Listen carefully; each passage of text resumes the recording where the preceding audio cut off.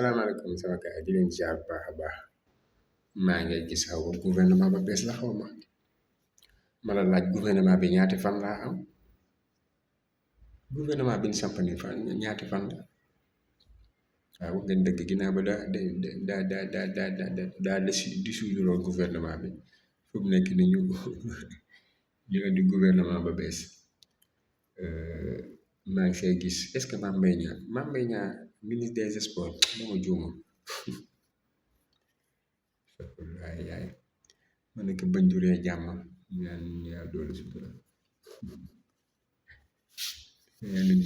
sutura rek naa dëjë ay waay man gouvernement bees bi kii nu mu tudd Madior Fall ma ni est-ce que jógewul fu mu nekkoon poste bi mu nekkoon wala dañ gisee génne Madior Ismaïla Madior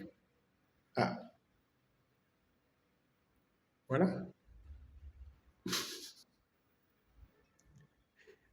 yal na yàlla doolu sutura bon vent gouvernement ba bees bi xam naa ne moom ma xool 26 jours xaw ma 27 jours ngeen fay am de matul 1 mois